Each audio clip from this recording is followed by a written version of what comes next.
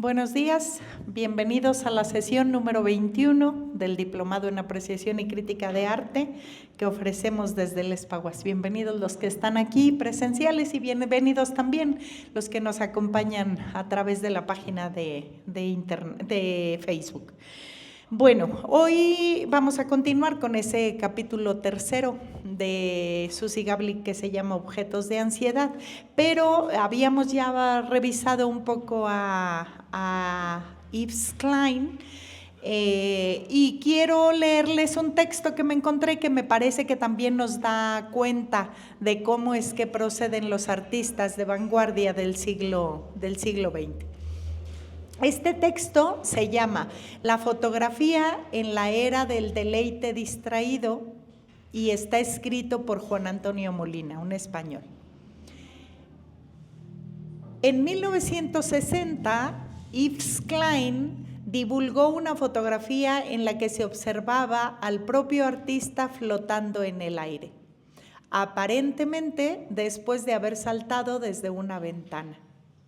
El encuadre de la foto era suficientemente cuidadoso para que aparecieran tanto la ventana como el pavimento, puntos de referencia imprescindibles para completar el efecto de la imagen.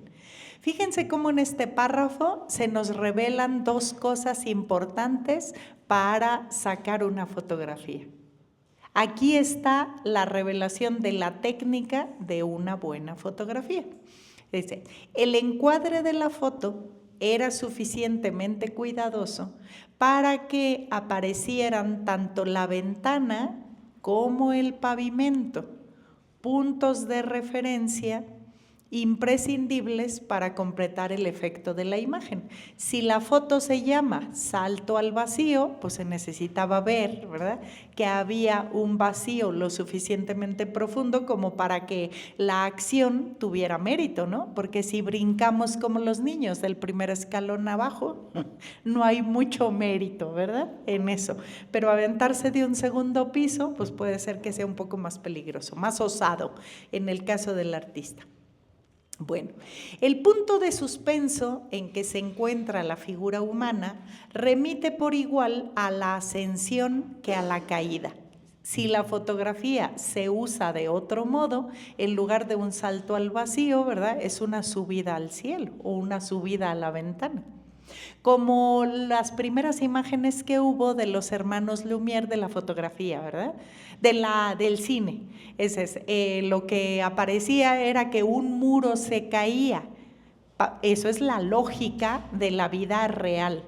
Pero en la lógica del cine se puede invertir la cosa. En lugar de que se destruya una barda, lo que puede aparecer es que se construye muy rápidamente, invirtiendo la secuencia de las imágenes, ¿verdad? Bueno, pues igual aquí. En consecuencia, pese a la opinión generalizada, no creo que esa foto trate de convencernos solamente de que un artista saltó por la ventana. Y aquí viene lo interesante del texto.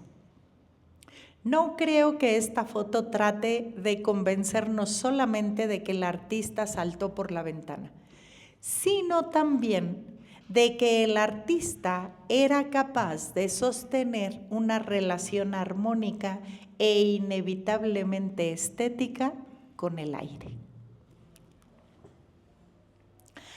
Yves Klein fue uno de los profetas de la desmaterialización del arte.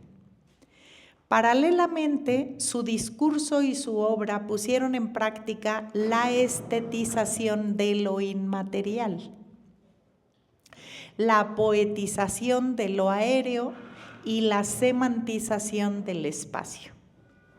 Creo que para él lo espacial era una especie de espiritualidad, tanto como el espíritu era una especie de espacialidad también.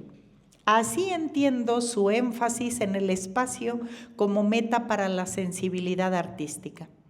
En su manifiesto del Hotel Chelsea hay una frase muy significativa al respecto.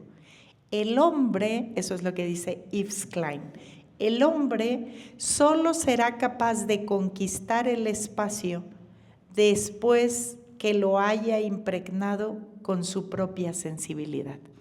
Entonces, el salto no era solo saltar de una ventana al vacío, sino demostrar que el vacío podía ser un espacio para la estética de los artistas. Y eso invierte la manera de interpretar los espacios en los que los artistas trabajan. Esa foto del salto al vacío puede ser leída como el documento de un gesto extremo de impregnación de una sensibilidad artística en el espacio. Pudiera pensarse que esa es la razón por la que la crítica y la historia del arte le han dedicado tanta atención. Uno podría pensar, desde no saber qué significa estéticamente este acto, pues que aventarse de un segundo piso al vacío, pues no tendría nada de artístico, ¿sí? No hay nada de artístico en eso, a menos que lo artístico se enuncie en esta acción. Y lo que se enuncia por parte de Yves Klein es el espacio también puede ser estetizado en el vacío. Puede haber estética en lo que en el vacío se creía que no se podía materializar nada. Entonces, ¿en el aire habrá posibilidades de crear una obra de arte? Bueno, lo que él está haciendo es impregnando de sensibilidad artística al espacio vacío. Pudiera pensarse que esa es la razón por la que la crítica y la historia del arte le han dedicado tanta atención. Sin embargo, hay razones para sospechar que lo más atractivo para un comentario sobre la contemporaneidad de esa obra ha sido su carácter de simulacro y de espectáculo. Fíjense. Yves Klein dice, el espacio vacío puede ser un espacio para hacer arte, para materializar estéticamente con acciones.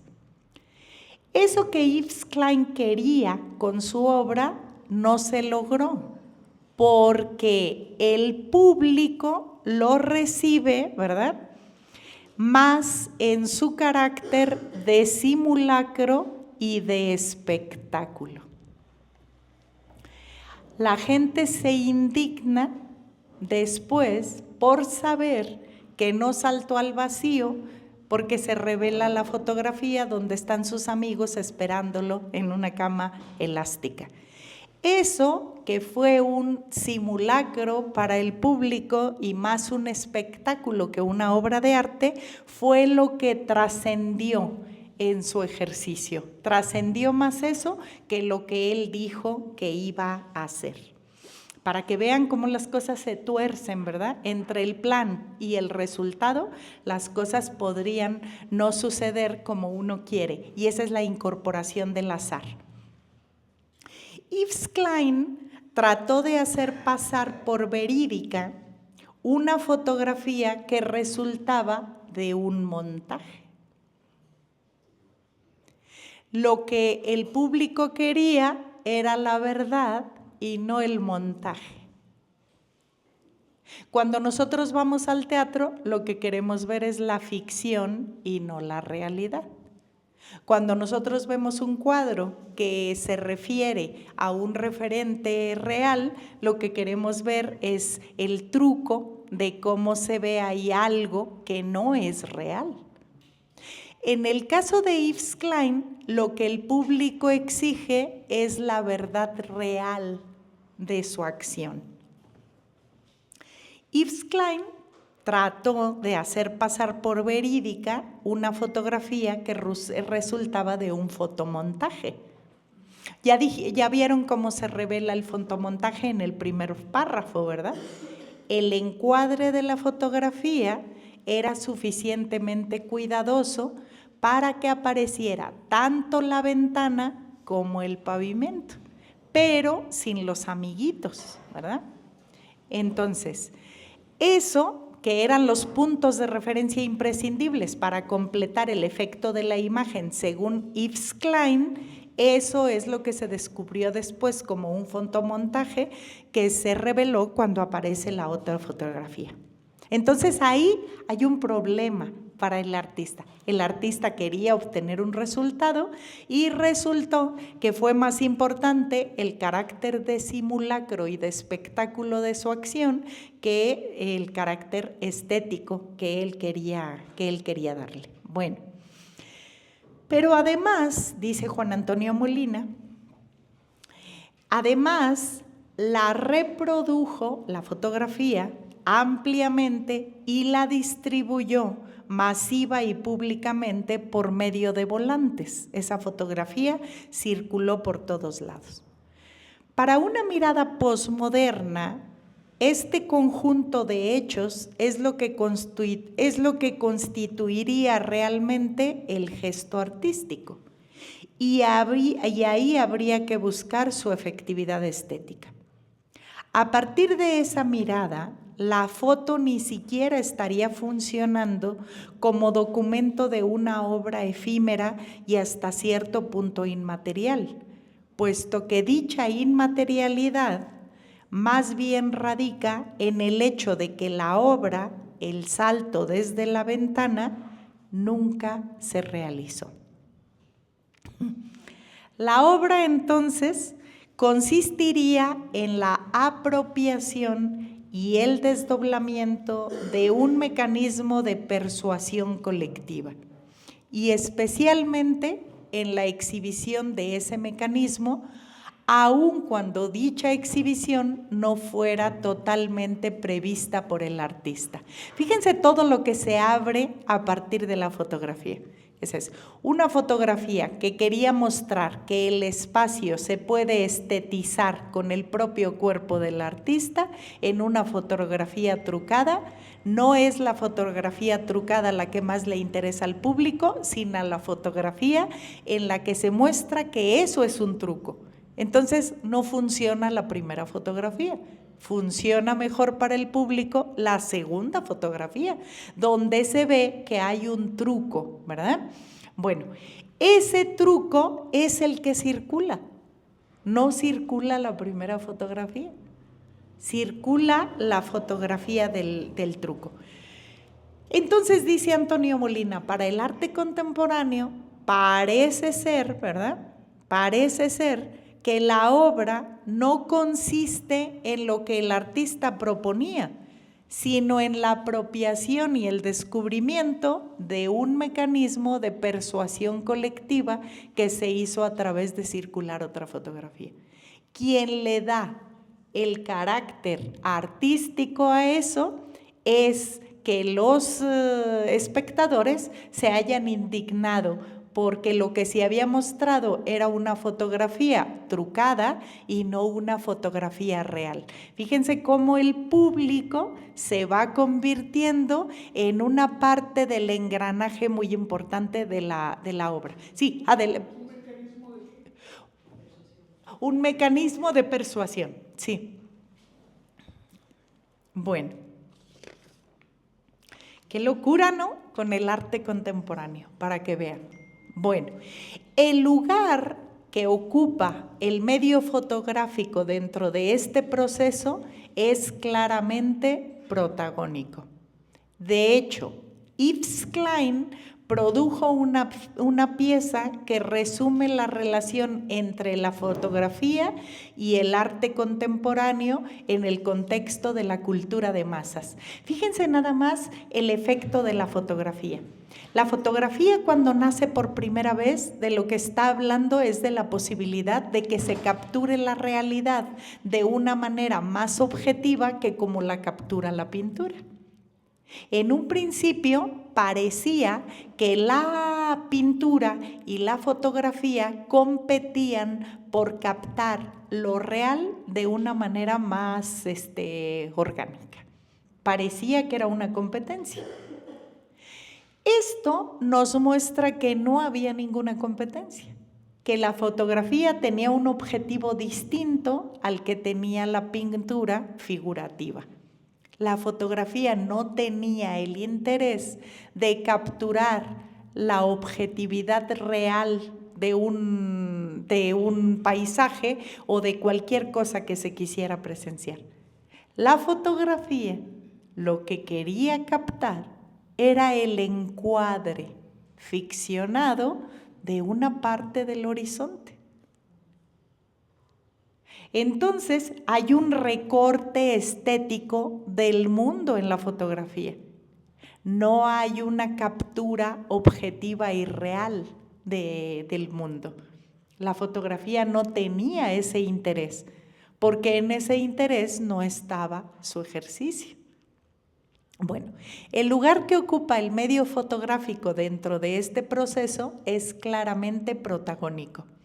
Y de hecho, Yves Klein produjo una pieza que resume la relación entre la fotografía y el arte contemporáneo en el contexto de la cultura de masas. Es decir, una pieza que resume el lugar que ocupa la fotografía en el contexto del arte posmoderno y en la circunstancia de una masificación de los medios de comunicación y sobre todo un medio de persuasión social. Bueno. Ahora vamos a pasar a un pedacito de texto de un manifiesto que escribió Yves Klein en 1961 y al que refiere Juan Antonio Molina para hablar de este ejercicio que es solo una fotografía y cómo esa fotografía se materializó en el caso del arte contemporáneo de una manera muy, muy peculiar. Bueno.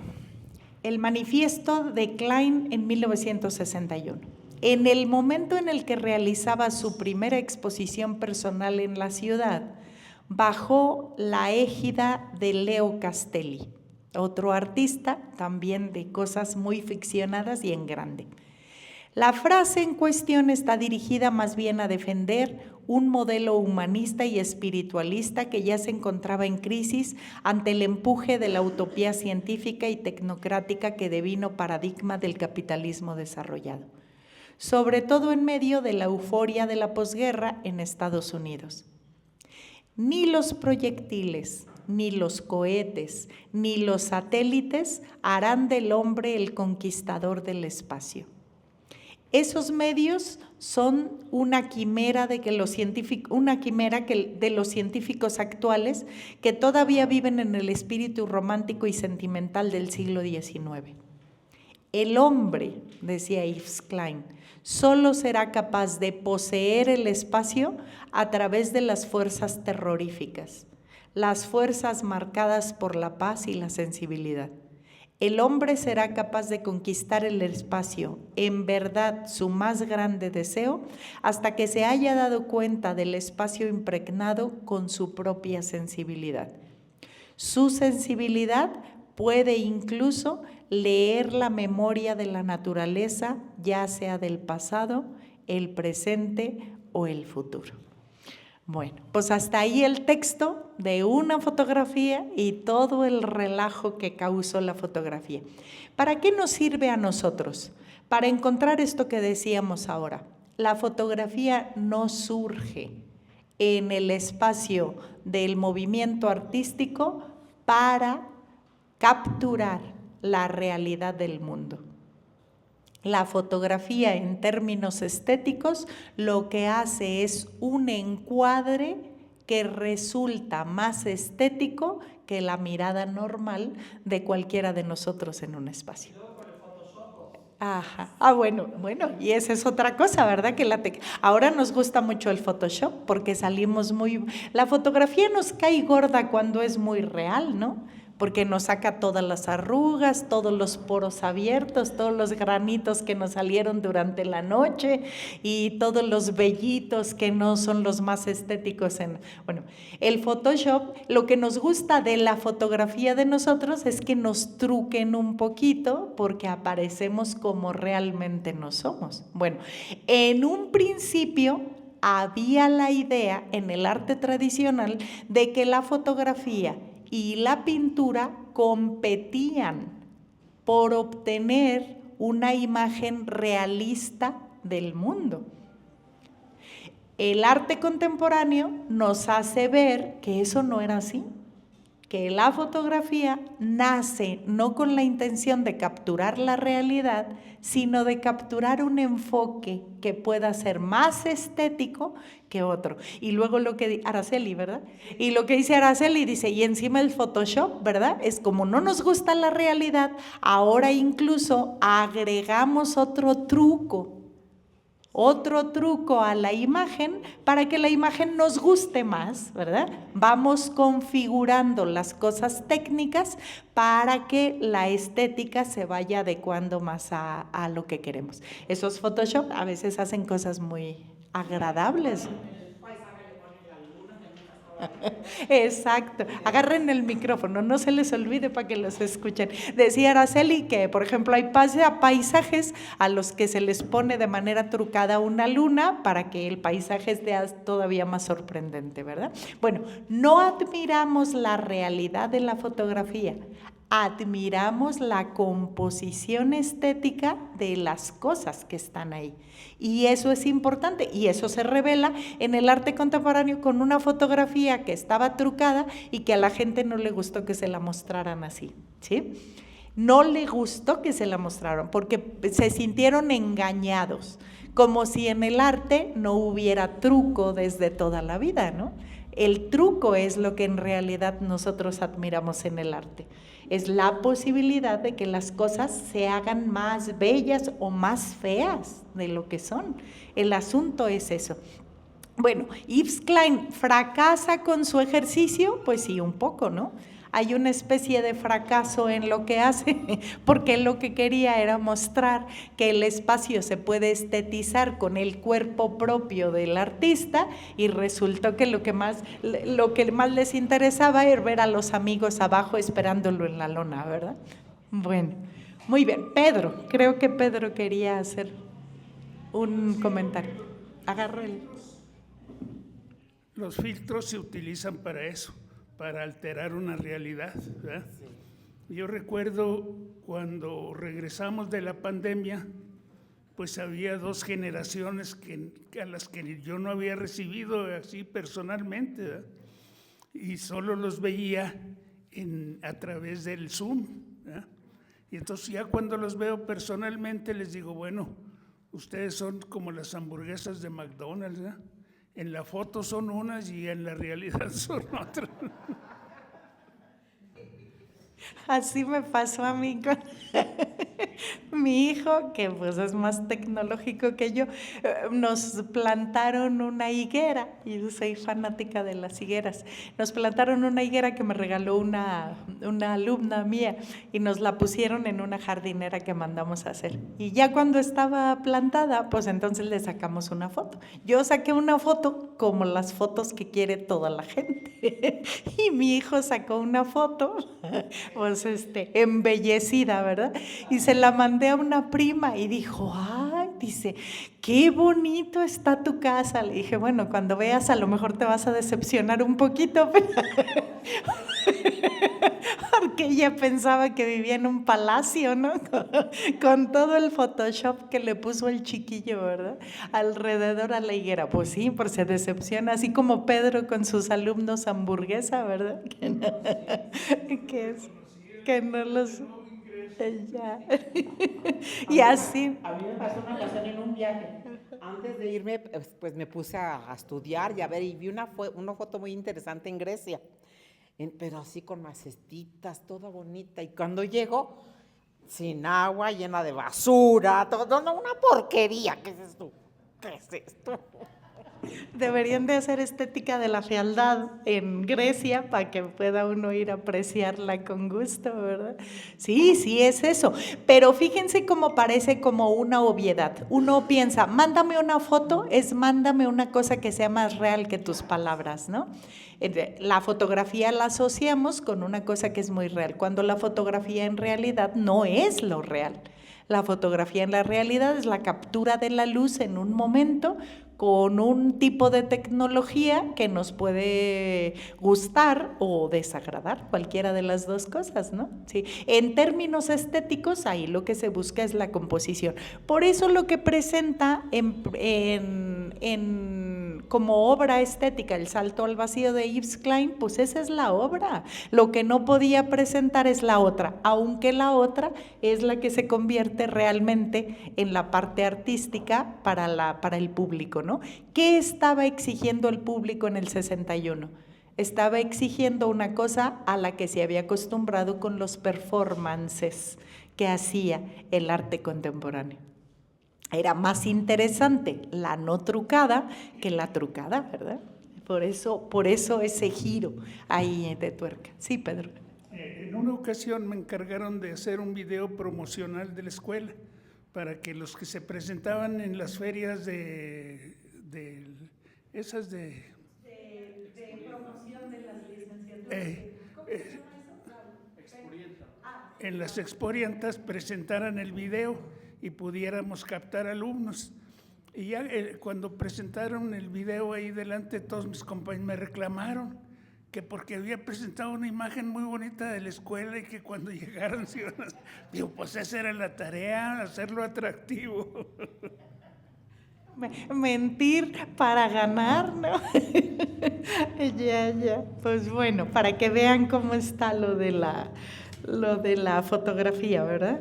El carácter que tiene la fotografía en el mundo. Bueno, dejen regresar al lugar donde me quedé. Decíamos en la sesión pasada que habíamos visto a este artista, ¿verdad? Que utilizaba la sensibilidad de su deformación para hacer performances donde hiciera muy evidente que también la estética de la crueldad y la estética de la fealdad era una cosa que había incursionado al mundo del arte para mostrar, ¿verdad? Cosas que no se habían mostrado tan ampliamente. Decíamos que él hacía performance donde se dañaba el cuerpo directamente, donde había una serie de daños en el cuerpo, como para hacer el cuerpo menos atractivo para adquirirse como obra de arte. Es decir, el cuerpo poco atractivo no puede ser una mercancía muy cotizada. Y entonces eso en contra del mercado, pues lo que hacía era Mike Parr, si no recuerdo mal, decíamos que uno de los performances que hizo fue cortarse el brazo con una hacha. Él no tiene un brazo, tiene una malformación. Se cortó el brazo con una hacha delante de la gente. En realidad no era un brazo, era una prótesis llena de hígados, ¿verdad? Que hicieron que saltara mucha sangre. Y en ese ejercicio performático y mágico, como diría Jodorowsky, ¿verdad? Se corta ese brazo al que odia porque ha nacido con una malformación que él no eligió y que además no le gusta cómo está. Entonces, en el ejercicio performático se lo corta simbólicamente. Y al cortárselo simbólicamente, su hermana y su mujer, ¿verdad?, recogen todo el tiradero que hizo y la hermana, en un gesto amoroso, le pone un brazo que ella ha tejido en color rosa. Esa es como una reparación simbólica del órgano invisible. Exacto, es un ritual. Ajá. ¿A qué regresa el performance de Mike Parr en este ritual? Regresa a lo que el arte era en un principio, cuando no era competencia, cuando no era autor, cuando no era mercancía. Regresa a esa relación con las fuerzas de la naturaleza, con la fuerza vital que tenía en un principio, ¿sí? El arte nace así, como una fuerza simbólica de encuentro con la propia naturaleza, con la propia vida, con ese ombligo vital. Bueno, ellos intentan regresar en el performance con una especie de ritual, ¿verdad?, como para Gracias, gracias Vicente. En una especie de ritual como para resolver un problema psicológico que él tiene, ¿verdad? No hay brazo, ahí nunca ha habido brazo, pero incluso se corta lo que no le gusta y luego se puede reparar con un brazo de tejido. Decía Susie Gablik, aquí de alguna manera se logra el objetivo porque así como los clavos del que se clavó en el Volkswagen luego se vendieron en una galería, ¿verdad? Muy caros, hasta ahora que se sepa, el brazo rosa de Mike Parr y los restos de la prótesis, bueno, de los hígados y todo eso no, porque se echa a perder, eso desaparece, ¿no? Pero las cosas que él desechó en el ejercicio performático, no que se sepa, se habían llevado a la venta en alguna galería. Entonces, de alguna manera, lograron vencer esa tentación del mercado al convertir todas las cosas en mercancía. Sí, Araceli. Una pregunta sobre los performance, porque yo no sabía de eso hasta que tú estuviste comentando. Pero todos los que nos has comentado son como desagradables, fuertes. O sea, ¿todos son así o hay agradables, así padres, o todos son así como para causar impacto? No, también hay agradables, son los menos, porque el performance tiene como objetivo provocar. Tiene como objetivo la provocación del espectador. ¿Qué es lo que quiere hacer el performance? Que el azar del acontecimiento real modifique el plan de lo que ellos quieren. Eso es el artista también quiere sorprenderse con la reacción del público, no solo quiere sorprender. Entonces en el performance se pueden medio trabajar algunas ideas, pero lo que no se sabe es cómo va a reaccionar el público. ¿Qué tiene que hacer el artista de performance? Pensar en todas las posibilidades. Si está provocando, lo que está haciendo es tratando de llegar a los límites. No se sabe cuál es el límite entre el sentimiento real, ¿verdad?, de su vida pública y de su vida privada. Lo que hace es un poco abrirse en carne viva a ver qué es lo que sucede.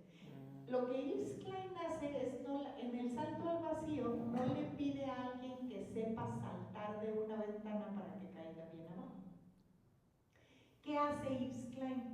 Lanzarse él mismo para sentir en su propio cuerpo lo que significa, ¿verdad?, estetizar el espacio en el vacío. Entonces, no se puede sustituir la presencia del artista en una cosa como esta. Decíamos con Isis, que es una cosa que a mí me pareció muy sorprendente de lo que Isis dijo cuando habla de Joseph Beuys. En el arte contemporáneo se desplaza la obra para que aparezca la vida del artista.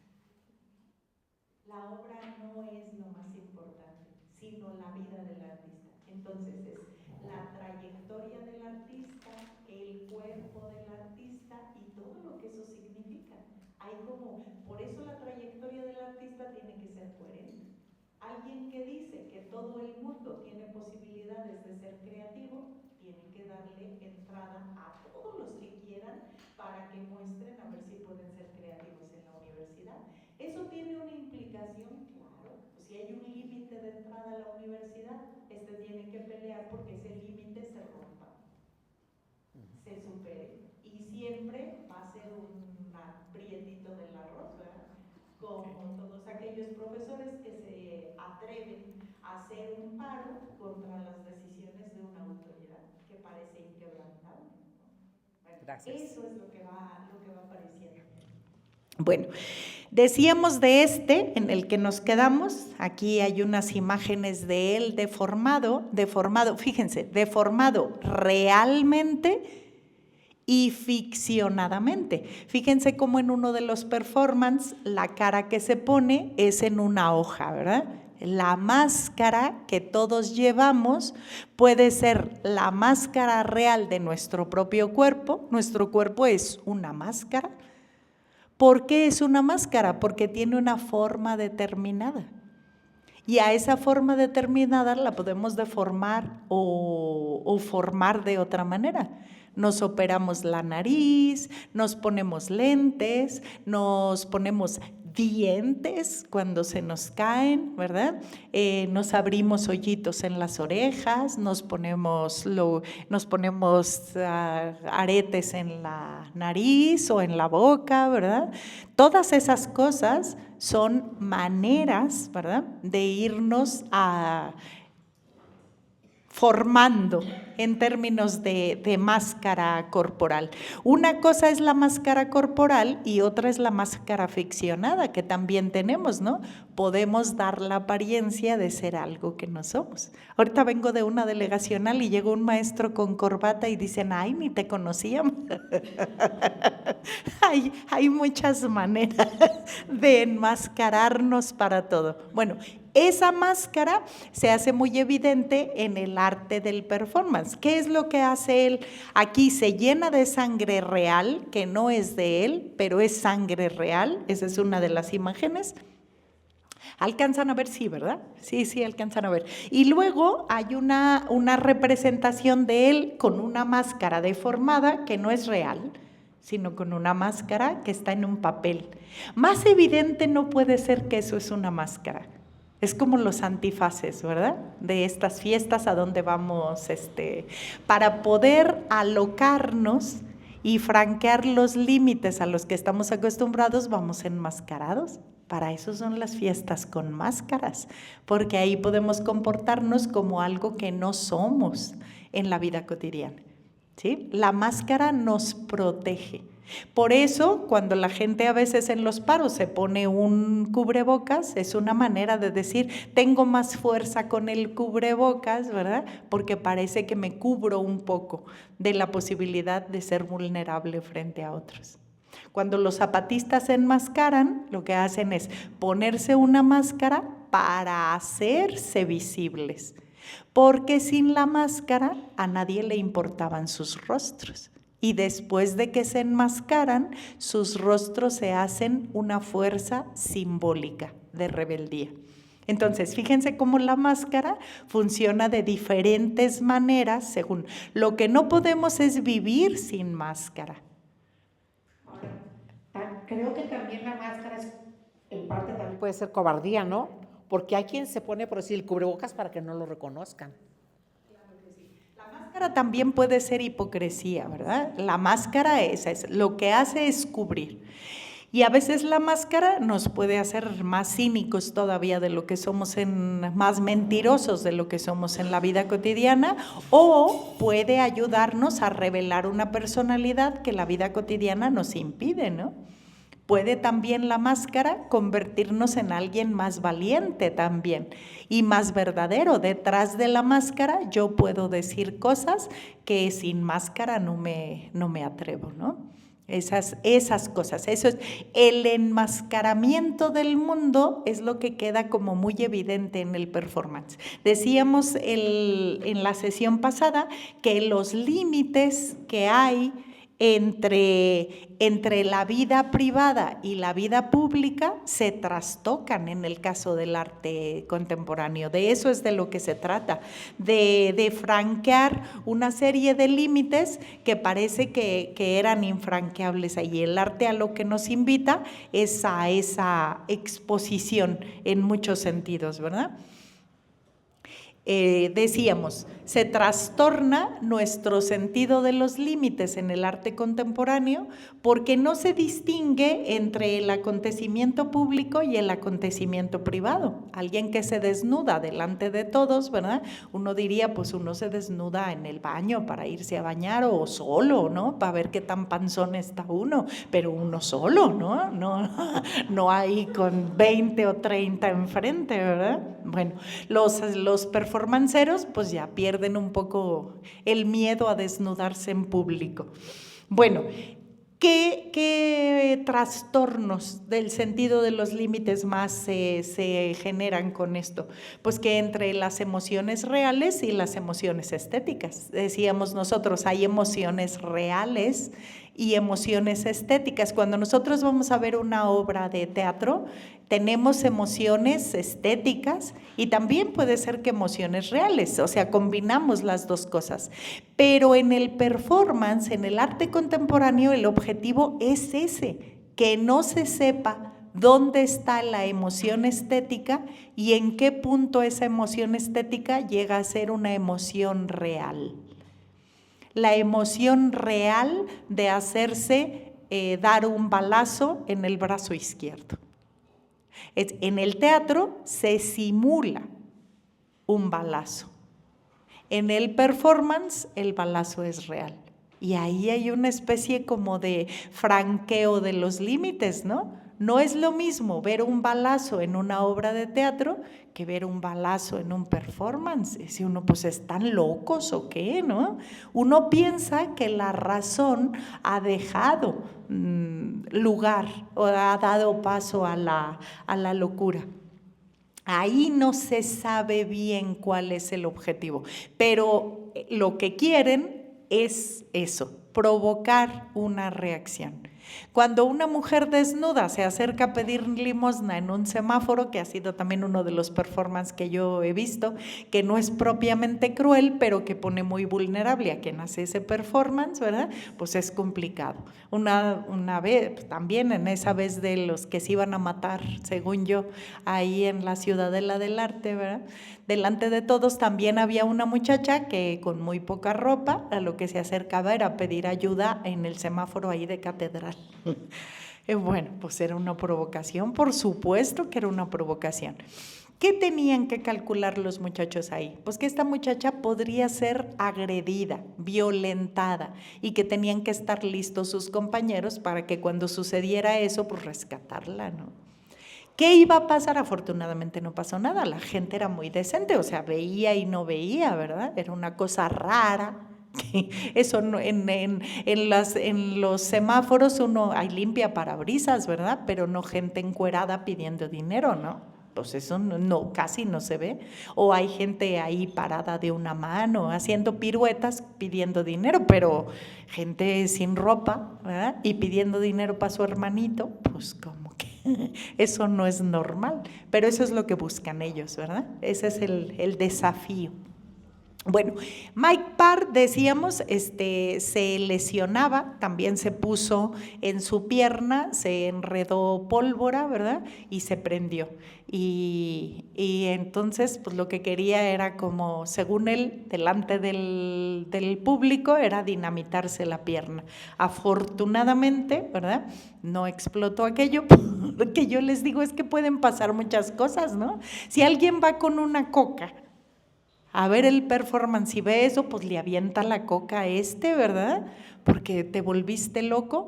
Eso es una interrupción del proceso de su obra, pero en esa interrupción tiene que encontrar, ¿verdad?, una solución. Por eso los performanceros también se preparan para ser sorprendidos con la reacción del público. La mayoría del público no actuamos, somos muy respetuosos y decimos, pues a lo mejor tiene que pasar eso, ¿no? Pero hay gente que no se contiene, hay gente que va un poco más allá y en ese un poco ir más allá, pues el artista se puede sorprender. Yo vi un TikTok que me sorprendió mucho. Déjenles digo, era una boda, se estaba oficiando la boda. En la iglesia hay una viga de madera y arriba de la viga de madera había un gato negro, muy alerta, ¿verdad? Estaba el padre diciendo la misa para estos dos. Llega una paloma a la iglesia y se le para en el hombro derecho al novio. Y era muy bonito, pues el Espíritu Santo, ¿verdad? Llegó ahí. Miren que estuvo, bueno, la señal de que el gato bajara. El gato estaba listo a la paloma, se le para la paloma a él y ¡ay! Era tan bonita la imagen. Y baja el gato y agarra la paloma y entonces se cae el gato y luego se levanta para agarrar la paloma y ahí se va por todo el camino ese que cruzan, se va el gato con la paloma y la gente pues sorprendida, ¿verdad? Por el evento, ¿verdad? Ese es el azar incorporado a la vida y bueno, que uno podría decir, ¿eso es relevante para la estética artística? Claro que sí, porque ahí sucede algo que parecía que no podía suceder. Ese es el momento mágico de iluminación espiritual, de señal espiritual, ¿verdad? Viene el gato negro, ¿verdad? A tragarse al espíritu, ¿verdad? Esas todas las interpretaciones hermenéuticas que podemos hacer del momento, ¿no? Bueno, eso parece un performance de animales, ¿verdad? Es una cosa muy... Si esa boda se hubiera preparado para eso, no les habría salido tan bien como salió sin prepararlo, ¿no? Bueno, nos quedamos entonces en que íbamos a entrar a otro de los artistas que le da mucho de qué hablar a este arte contemporáneo que está explorando en muchas cosas, entre otras, que el mercado no convierta lo que ellos hacen en mercancía. Decíamos, se pone el cuerpo incluso se destruye, ¿verdad? Se dinamita en términos simbólicos para que no se pueda comprar por el mercado. Y hay un artista taiwanés que se llama Te-Ching Hsieh. Bueno, yo así lo digo, sabrá Dios cómo se pronunciará eso, ¿verdad? Bueno, este artista, que tiene ahora 75 años de vida, es un performancero que tiene muchas peculiaridades que lo hicieron subir a la historia del arte por varias cosas que vamos a revisar ahora. Este performancero hace representaciones que duran un año. Su performance no dura 20 minutos, ni 1 hora, ni 2 horas. Su performance dura un año. ¿Qué galería, qué coleccionista de arte querría comprar una obra que dura un año? Bueno, su primera obra de larga duración se llamó La Jaula. Y ahí permaneció de 1978 a 1979. Se encerró de manera voluntaria y escribió: yo no leer, yo no leer, yo no escribir, yo no TV y yo no radio. Mucho aburrimiento, ¿no? Un año completito, sin leer, sin escribir, sin ver tele y sin escuchar radio. Un año completo, ahí, en esa jaula.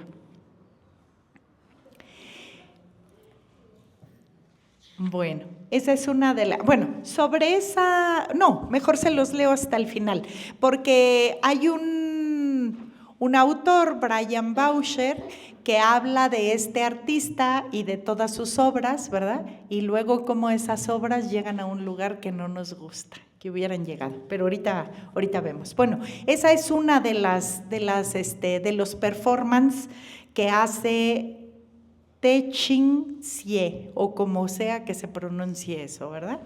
Vamos a decir, el performancero de Taiwán.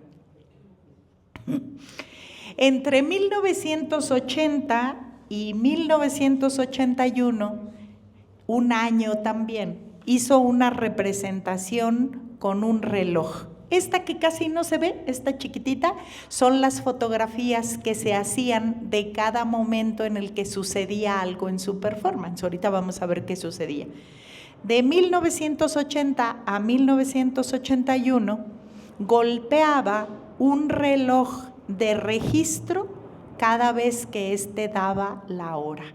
Es decir, que cada día golpeaba el reloj una vez en cada hora, ¿verdad? 24 veces al día. Así durante un año completo. Entonces imagínense todas las fotografías que hay, porque cada vez que lo golpeaba le sacaban una fotografía, y entonces el registro del performance son todas las fotografías en donde él golpeaba cada hora, ¿verdad? Este reloj. Lo hizo durante 24 horas al día durante un año completo. Ya llevamos ahí, ¿por qué se hace este performancero tan peculiar?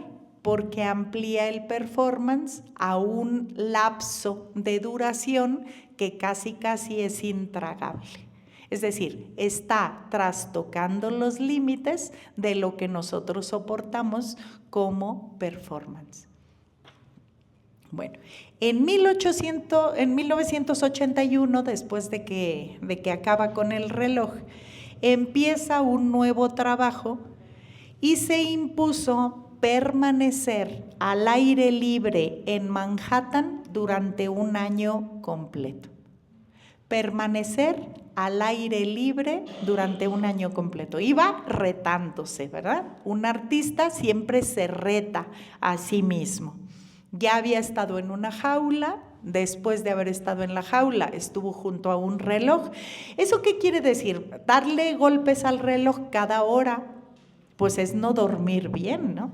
Un año completo no durmió bien, dormito. Bueno, eso es para volverse locos, ¿no? Es un performance que implica también tener una resistencia física muy, muy fuerte. Bueno, entonces, el nuevo trabajo era permanecer al aire libre en Manhattan durante un año. Se fotografiaba una vez al día y nunca se metió entre cuatro paredes. Eso significó que durante ese año que duró en Manhattan al aire libre, no entró a ningún edificio, tampoco entró al metro, ni al tren, ni a un coche, ni a una tienda de campaña. Entonces, este artista dormía siempre no, pues sí tenía que dormir, sí está canijo, ¿no? Andar así, exacto.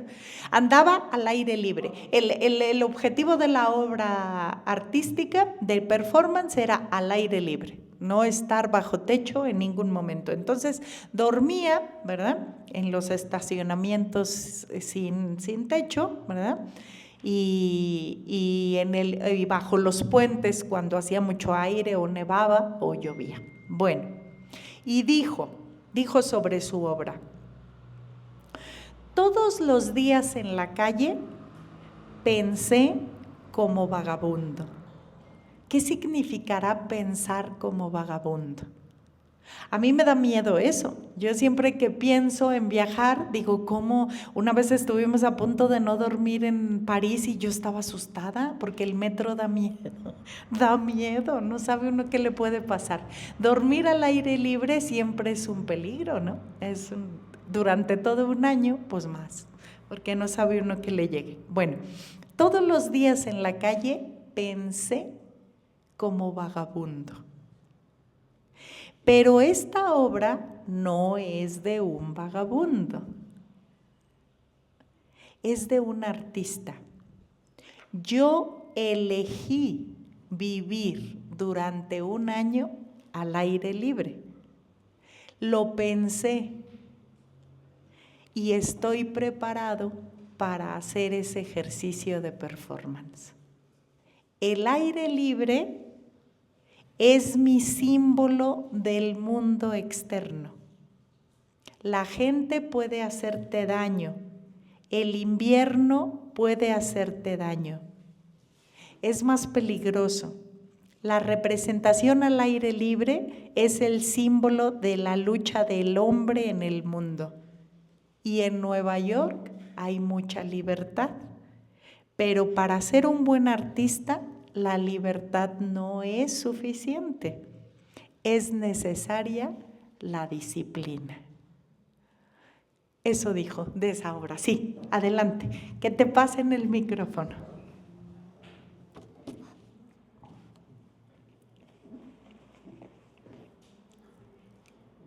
Sí, me recuerda la historia de un jazzista de los años 50, 60 precisamente, que ya siendo una figura reconocida, ya siendo un músico famoso, decide un día irse a vivir abajo de un puente. Y duró ahí meses, años, no estoy seguro cuánto tiempo, pero pues lo marca como un parteaguas en su vida y en su carrera, ¿no? Después regresa y sigue haciendo giras, sigue haciendo conciertos, pero saca un disco incluso que es después del puente y antes del puente, ¿no? Entonces... marcas de la vida que son una elección. Fíjense lo interesante de aquí. Ese es, lo que él hace no es lo que hace un vagabundo. Él elige hacer esto no porque no le quede de otra, no porque así va a ser su vida de aquí en adelante. Elige durante un año vivir esa experiencia. Dice, lo pensé, lo elegí y lo estoy haciendo, estoy preparado para hacerlo. No es la libertad lo más importante para un performancero, sino la capacidad de disciplinarse a lo que ha elegido como su obra. Y entonces la capacidad de disciplinarse es eso, es no me voy a encerrar en una jaula a leer todos los libros que no he leído porque ando en las galerías o porque ando trabajando. No es me voy a encerrar a descansar un año, es el trabajo de encerrarse durante un año sin que haya algo que lo distraiga del encierro. Lo que hay que vivir ahí es el encierro durante un año. Y lo que eso significa, pensar como vagabundo sin ser un vagabundo, pues tiene complicación, ¿no? Es diferente. Es diferente de ser un vagabundo y pensar como lo que uno es. Fíjense, ahí los límites trastocados están entre el arte y el ser. No es lo mismo ser vagabundo y pensar como vagabundo que ser un artista y pensar como vagabundo. Entonces los límites se trastocan entre lo que puede ser el arte y lo que en la realidad es la gente dentro de sus espacios, ¿no? Bueno, este artista representa todo un año porque un año representa para él toda una vida. Ese es lo simbólico de por qué tiene que ser un año completo la representación de su performance. Hacer una obra durante una semana sería como separar su arte de su vida. Fíjense a lo que llegamos con Isis, con Joseph Beuys. En el arte contemporáneo se desplaza la obra de la vida del artista. Lo más importante es la vida del artista. Entonces, hacer una obra para este artista taiwanés durante una semana, pues es separar su obra de su vida, porque para él un año representa lo que podría ser la vida. Bueno, hacer una obra durante una semana sería como separar su arte de su vida y se sentiría más como un actor. Para él es esencial que su vida y su arte sean una misma cosa. Su vida y su arte sean una misma cosa. No es que él puede hacer cosas que se pueden separar de su vida. Es su vida y su arte son la misma cosa. ¿Contra qué va eso? Contra el mercado. Contra la posibilidad de que alguien se pueda separar de algo que puede vender. ¿Él puede venderse como obra? Sí, pero venderse como obra lo limita, porque si su cuerpo se dinamita, el cuerpo se puede vender, claro que está claro que se puede vender. El asunto aquí es cómo le quitamos al mercado la posibilidad de que nos compre, de que nos convierta en mercancía. ¿Por qué la necesidad de retirarle al mercado la posibilidad de convertirlos en mercancía? Porque decían los artistas, convertirse en mercancía es darle valor no a lo estético, sino a lo económico. Ese es el problema.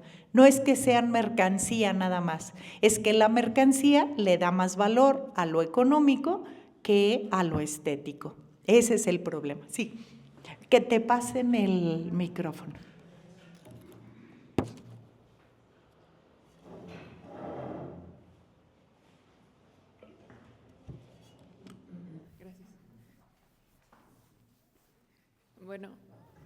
Bueno, yo tenía una duda ahorita, porque me puse a investigar lo que era bien el significado del performance.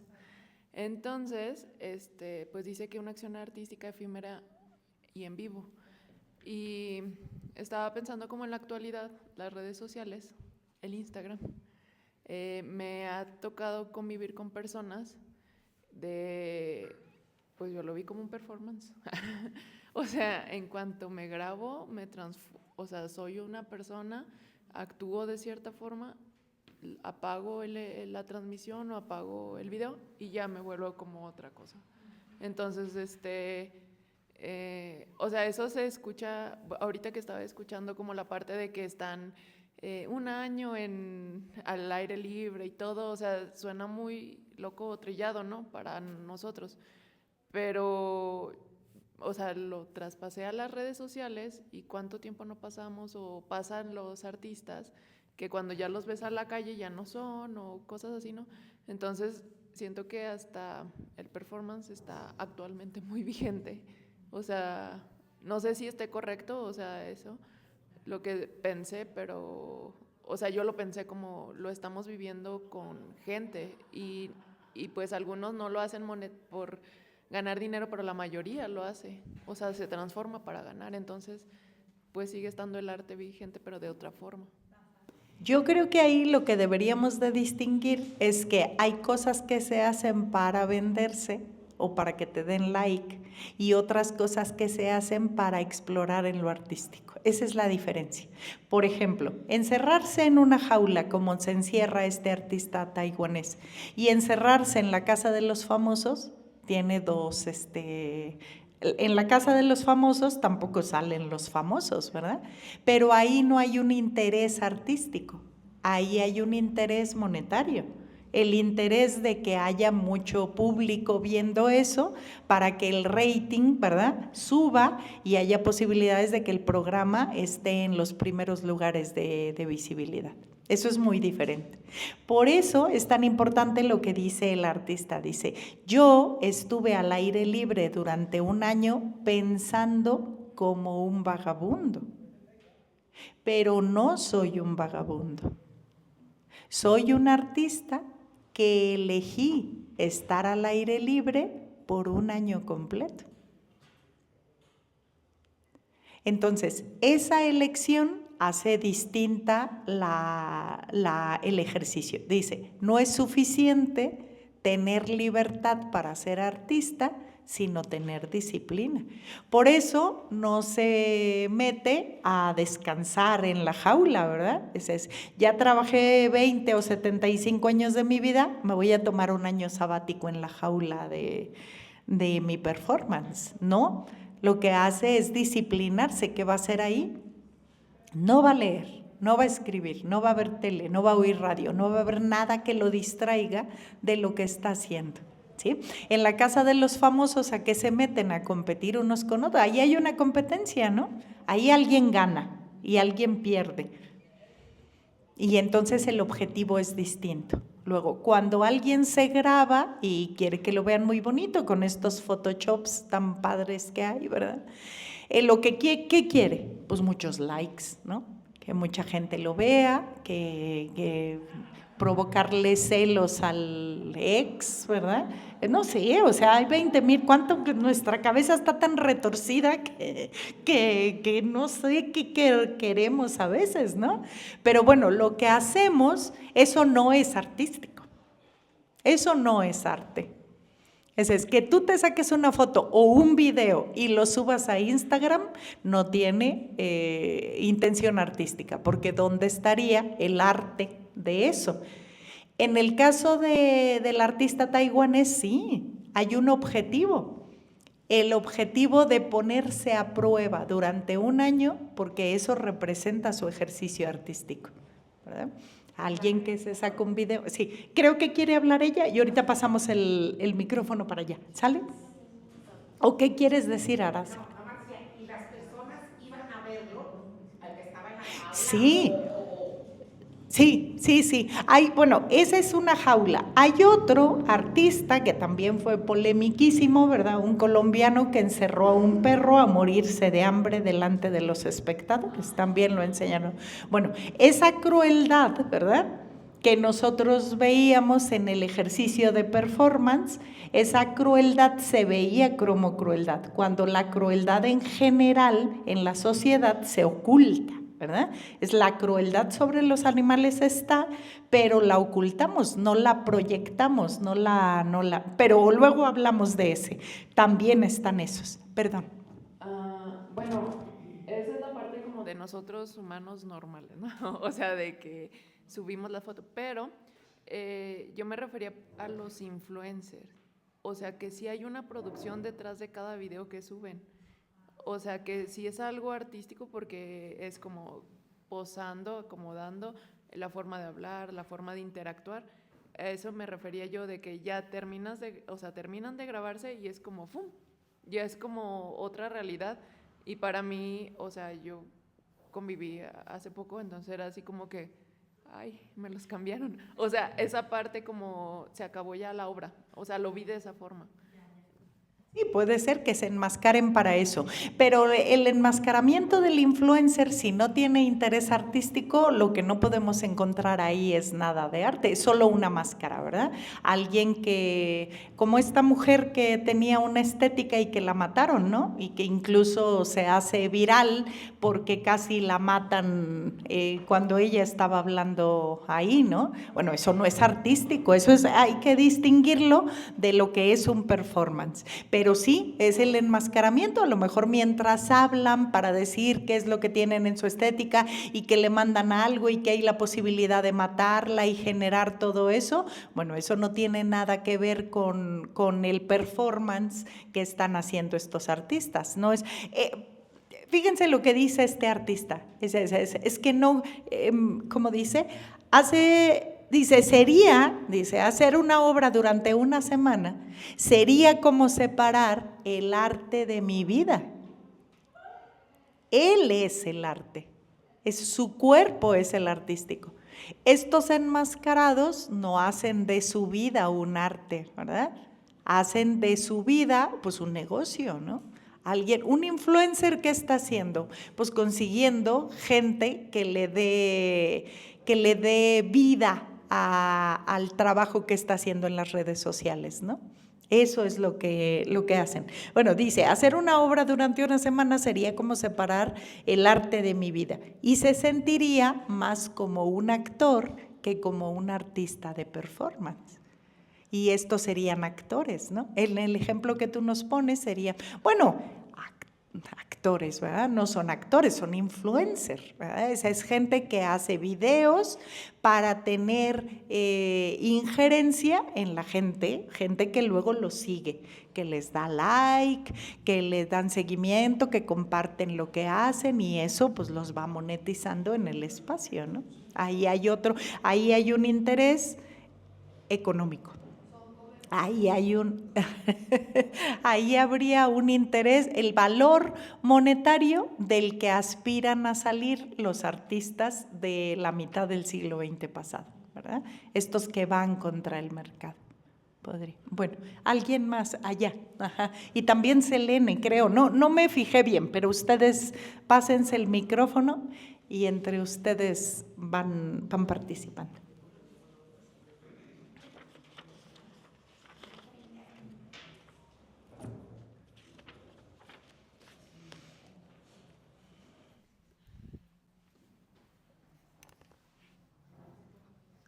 Que en el caso del uso ya del video, de la transmisión mediante redes sociales de video, de los lives y todo este tipo de cosas, pero en general de la imagen, hay que pensar como piensa, hay que pensar, por ejemplo, en Agamben, ¿no?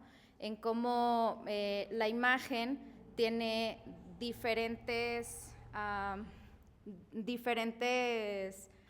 capas y no siempre es utilizada para las mismas cosas, ¿no? Una imagen puede ser artística y puede ser más que artística otras cosas, pero en el caso de estas acciones que son efectivamente performáticas de parte de los influencers o incluso de los actores, artistas y todo esto, todo lo que hacen vía redes sociales es performático. La mayoría de las cosas que todos hacemos en redes sociales es performático. Es una forma en la que nos presentamos ante el mundo y curamos la imagen que queremos presentar ante el mundo. Ninguno de nosotros viene a la clase tal como nos despertamos. Nos bañamos, nos arreglamos, nos ponemos cierta ropa que para nosotros representa algo que queremos que nos identifique ante los demás. Es exactamente lo mismo que pasa con las redes sociales. Es un acto performático, pero no por ser un acto performático es un acto artístico. Tiene que ver más con ondas sociales y hasta políticas. Y pues esa es la distinción que se tiene que hacer. Sí se está haciendo performático, sí se está curando la imagen con ciertos propósitos, pero esos propósitos no son artísticos. Bueno, yo creo que a lo mejor sería bueno para nosotros que distinguiéramos entre los roles sociales para los que nos enmascaramos y que cumplimos en la vida en general, en la vida cotidiana, y otra cosa, lo que sería el performance, porque el performance sí tiene un objetivo. Y bueno, nuestros roles sociales también tienen el objetivo de no parecer la maestra cochina, ¿verdad?, que no se baña y que viene, bueno, no tan bien peinada, pero tampoco tan despeinada, ¿verdad?, que cuando se levanta. Sí hay un interés en el rol social, en el enmascaramiento que hacemos para la vida cotidiana. No nos presentamos igual en nuestra casa con nuestros hijos el sábado o el domingo que entre semana para ir a trabajar, eso es verdad. Bueno, pero eso propiamente no es un performance. Porque el performance, en mi opinión, yo creo que nos convendría distinguirlo porque el performance tiene un objetivo. El objetivo artístico o estético de en la disciplina hacer algo diferente. Decíamos que este artista, que tiene un nombre raro, que nosotros decimos Te Ching Tsie, que sabrá Dios si así se dice o no, ¿verdad? Bueno, que lo que dice es: yo viví al aire libre un año como vagabundo, pensé como vagabundo durante un año, pero no soy un vagabundo, yo soy un artista que elegí vivir y pensar como vagabundo durante un año. La libertad no es lo más importante de mi performance. O sea, haber elegido vivir como vagabundo durante un año al aire libre en Manhattan no es lo más importante de mi performance. Lo más importante es la disciplina que yo voy a tener durante un año para vivir y pensar como un vagabundo durante un año. Eso es lo que hace al ejercicio performático en artístico. Y entonces ahí está bien decir, todos somos performance, pues sí, pero decirlo, o sea, como decimos todos, mi corazón late muy fuerte por ti, ¿verdad? Pura madre,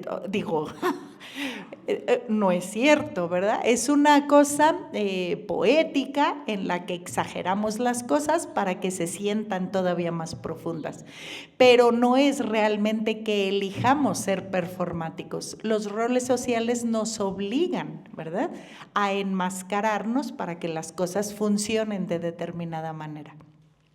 Algunos somos muy rebeldes ante eso.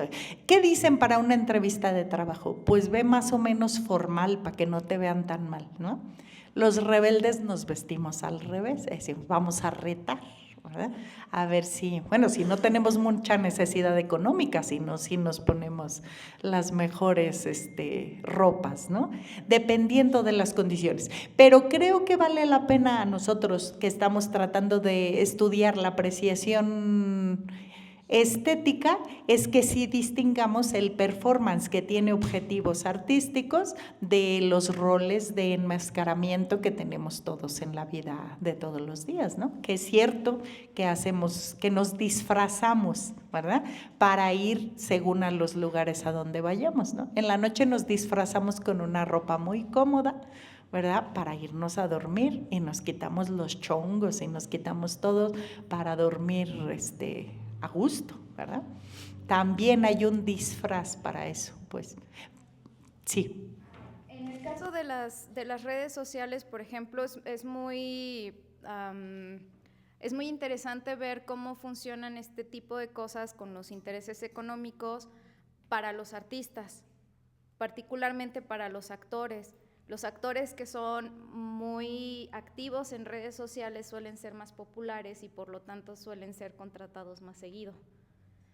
Y suelen hacer cosas como en algunos casos compartir fotos con sus familias o compartir las marchas a las que van a participar y todo esto es performativo y no dudo que en algunos casos sea genuino, que estén interesados en ciertas cosas o que estén compartiendo, pero la mayoría de lo que mueve a estas tendencias es económico, es porque les beneficia de forma económica. En ese sentido es en el que hablo de las distinciones que hace Agamben del uso de la imagen, que él no estaba pensando en cómo curamos nuestra vida completamente para las redes sociales ahora, pero en cómo se utilizaba la fotografía para diferentes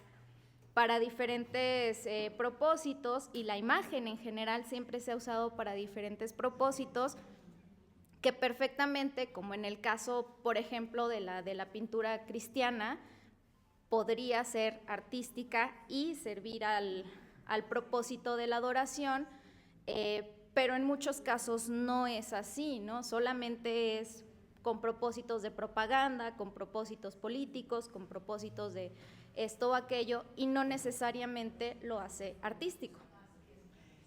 En eso tienes razón. La utilización de la imagen en términos modernos es muy diversa, ¿verdad? Pero aquí a lo mejor lo que Susi Gablik hace cuando refiere a todos estos, todos estos a los que se refieren los objetos de ansiedad son artistas que intentan desafiar al mercado. En cambio, este tipo de imágenes que se utilizan con el objetivo de obtener una valorización o una monetización mayor de lo que ya se tiene, pues sería exactamente lo contrario de lo que querían todos estos artistas, ¿no? Esto es lo que querían, es no nos conviertan en mercancía, y los otros los que buscan es cómo nos hacemos mejores mercancías o mercancías más valoradas cada vez, ¿verdad? Explorar. Si ahora salgo con mi mamá y tengo más likes y más visitas y más, bueno, pues a lo mejor al rato salgo con mi hermanita pequeña, ¿verdad? Y entonces se va explorando. ¿Qué hacen ellos? ¿También están provocando al público? Sí, con el interés de superar los números que tienen hasta este momento para subir en fama. Ahí hay ese interés. Y acá el interés era no convertirse en mercancía. Hagamos que es, ¿cómo van a comprar una obra de un año? Que es un poco lo que hace este taiwanés, ¿verdad? Dice, si la obra y mi vida son exactamente lo mismo, pues yo no estoy a la venta por un año. ¿Quién va a querer, verdad? Además, esa cosa tan aburrida. En cambio, la casa de los famosos, pues es un negocio, ¿no?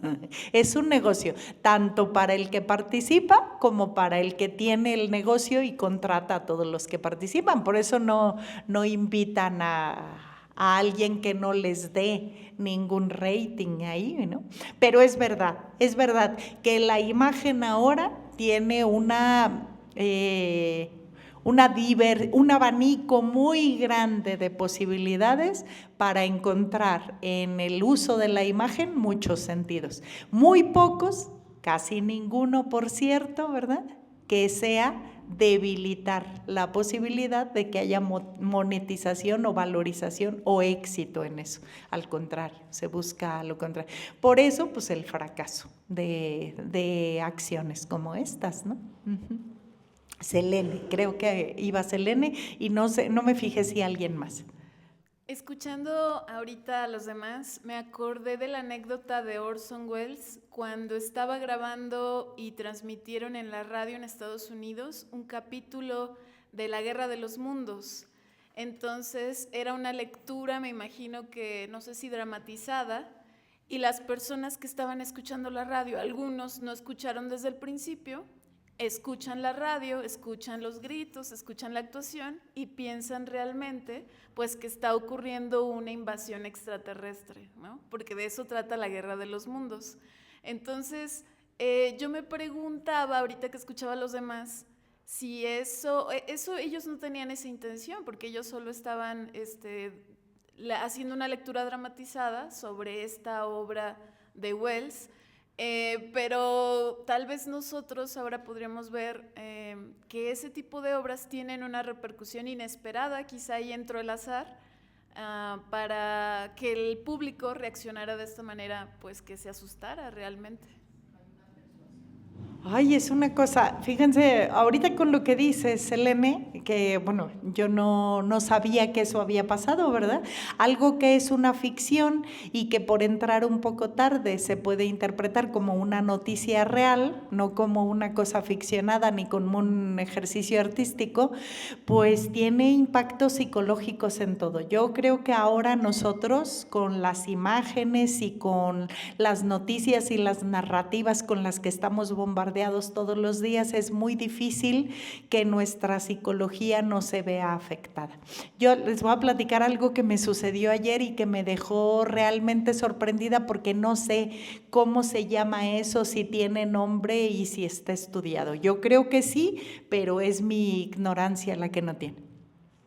El día de ayer me visita una maestra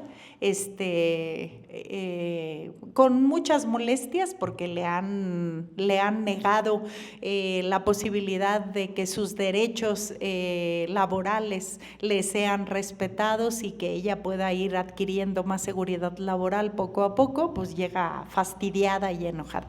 Entonces me reclama que en una propuesta de reforma estatutaria que nosotros queríamos apoyar, había un capítulo de sanciones que no estaba en la primera vez que lo hicimos. Y entonces le dije, pero sí estaba, maestra. No, yo la vi y ahora sí está y antes no estaba.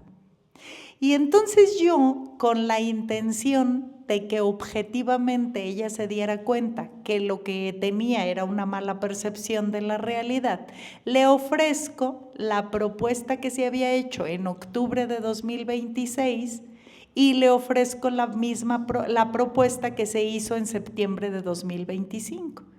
Y le muestro las páginas, las dos, con un capítulo que dice ahí, capítulo de sanciones, que es exactamente el mismo.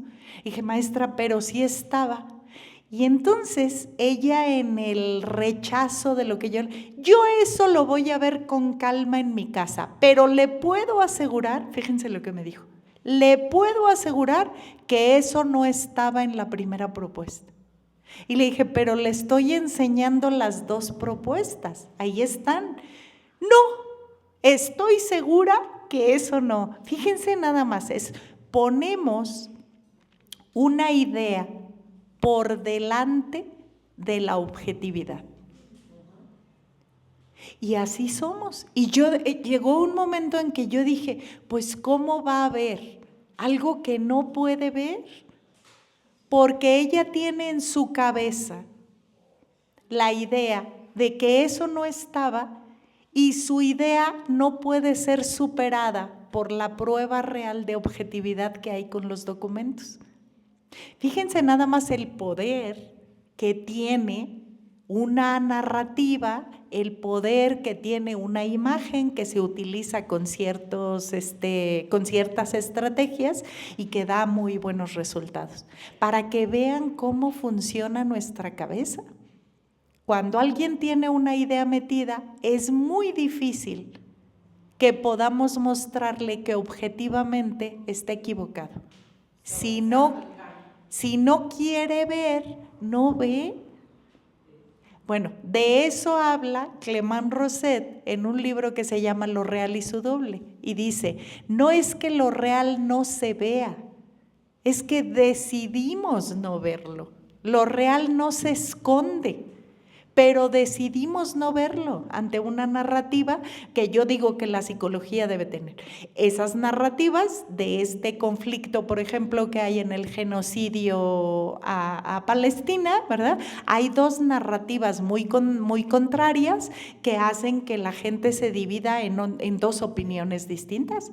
Los que apoyan a Israel no quieren escuchar a los que apoyan a Palestina, y entonces esa es un diálogo imposible, que es un poco cómo la ficción puede llegarse. Los que llegaron tarde al programa y que no supieron que era ficcionado, se lo van a tomar como real y nadie los va a poder convencer de que lo que oyeron era una dramatización.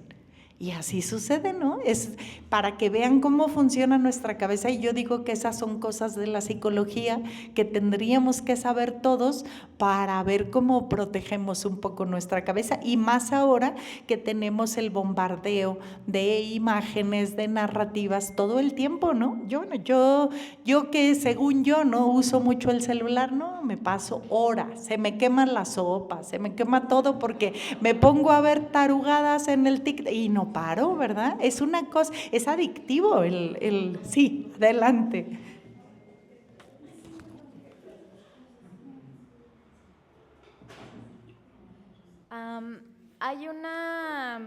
Hay una artista de performance que también es pintora, Niña Yaret, de Ciudad de México, y en algún momento le dieron una beca junto con otros artistas para hacer performance en las estaciones del metro. Y el performance que ella hacía era, se sentaba vestida como, pues con falda larga, se sentaba y la gente llegaba y se podía sentar frente a ella. Entonces ella les daba un globo y les decía, piensa en todas las cosas malas que te están sucediendo o que te han sucedido, e infla el globo con ellas, pensando en ellas. Y la gente no sabía que esto era un acto artístico, ¿no? Que en realidad no es performance, creo que es happening, pero bueno, esas son minucias. La gente no sabía que esto era un performance, entonces la gente empezó a juntarse, había filas de personas que se juntaban porque pensaban que ella genuinamente les estaba ayudando a deshacerse de sus problemas, de sus dolencias, y incluso hubo reportes de que después de eso, porque pues evidentemente era algo temporal, la gente iba todavía a buscarla y preguntaba en las líneas del metro si sabían dónde estaba la señora, que era como bruja, ¿no? Para ellos. La señora de los globos. Sí. Vean la enfermedad y la necesidad que tenemos de atención en estos. Qué bonito, ¿no? Bueno, Marina Abramovic, que es la performancera, la maestra del performance. Ahorita vamos a escuchar algo que ella dice de este performancero. Hacía eso. En el MoMA tuvo un ejercicio, ¿verdad? También de varios días, en el que ella estaba sentada frente a una mesa y había una silla vacía para que quien quisiera se sentara frente a ella. Uno de los, miren. Aquí está él, ¿verdad? Este artista sentado con Marina Abramovic, que se disfrazaba, ¿verdad? Vean cómo se ponía ese traje tan elegante en el MoMA para que se enfrentaran con ella. No había ningún diálogo, no había nada más, se sentaban a verse. El ejercicio más álgido de este performance sucedió cuando el ex marido de Marina Abramovic se sentó ahí con ella, ¿verdad? Y duraron mucho rato viéndose hasta que brotaron las lágrimas, ¿verdad? Y eso fue, no hubo reencuentro, no hubo, o sea, nada, porque el ejercicio era, fíjense, el ejercicio era solo nos sentamos uno enfrente del otro a vernos, no a decir nada, no a hablar nada, solo a verse. Y solo eso del ejercicio de verse, pues da lugar a muchas cosas. ¿A qué se refiere un poco? A la ceremonia del té japonesa, ¿verdad? Cuando las hijas van a visitar a las madres en Japón, se sientan una frente de otra con el té en medio y no se dicen nada.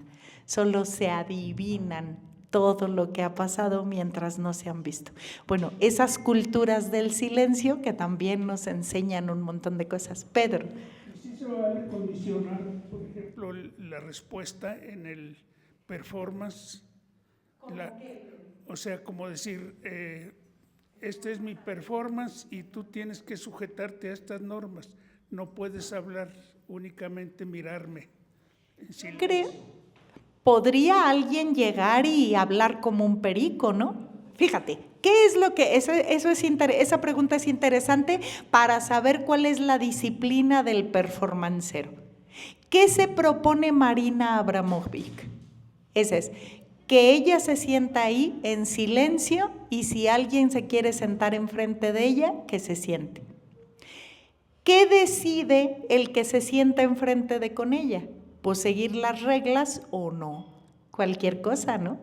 No se presentó nadie, por eso les digo que hay poca gente, poco público que reta a los del performance, porque se pudo haber sentado un perico enfrente de ella y no dejar de hablar todo el tiempo. La disciplina de Marina Abramovic es yo aquí en silencio, a lo que vengan, a llorar, a platicar, a gritar, a abrazarme, que si alguien llega y la abraza, pues ella se deja abrazar. Si alguien llega a quererla quitar, supongo que eso se hubiera opuesto, porque el objetivo del performance es estar sentada durante muchas horas. No estaba todo el día, o sea, estaba muchas horas y luego en la noche ya se quitaba el disfraz, se iba a su casa y al día siguiente llegaba 1 hora otra vez. Este no era el performance del otro de 1 año completo sin moverse o sin ir a cenar a gusto a su casa, ¿verdad? Y a ver un ratito la tele, porque al día siguiente se encerraba en la jaula. El asunto de la jaula era estar todo el día en la jaula. Esa es pero sí podría pasar, yo creo que sí. Y no podría reaccionar a la acción del interlocutor, por ejemplo. Me refiero a eso que dice, si alguien llega y la abraza, ella no responde al abrazo. Yo creo que si el objetivo de su performance era solo sentarse en silencio frente a alguien, lo que no puede hacer es deformar la intención del performance, porque no es abrazar a la gente, a diferencia del performance que nos platica la compañera, ¿verdad? Va al metro y a lo que invita es a que la gente infle un globo tratando de recordar sus peores experiencias, sus momentos malos. Entonces ahí parece que es como Jodorowsky, ¿verdad? Es una especie de psicomagia, es ven, yo te acompaño y te acompaño para que saques eso. El objetivo ahí es decirle a la gente que saque sus malos momentos a un globo que a lo mejor luego se puede tronar, ¿verdad?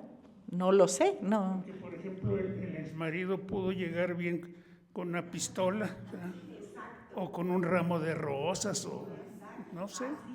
Fíjate, todas esas posibilidades que a lo mejor ella pudo haber, bueno, no sé si imaginó si su exmarido se iba a parar ahí, ¿verdad? No sé si lo imaginó, pero incluso imaginándolo, porque a veces tenemos la cabeza muy perversa, ¿no? Algunos pensamos incluso que lo pudieran cortar en pedacitos cuando a uno lo traicionan.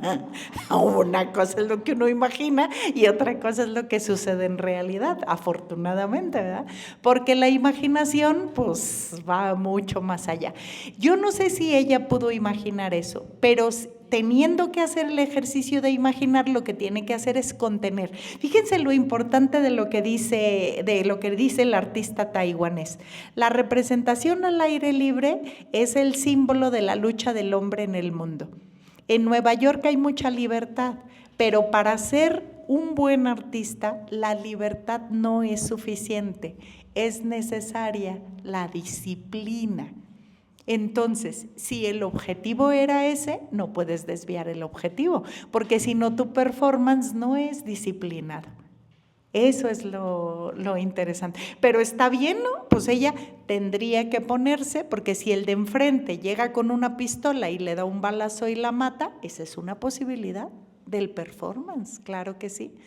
Igual lo de las flores, ¿no? Pero pues ella no puede salir del ejercicio que está haciendo, pero es interesante eso que dicen. Bueno,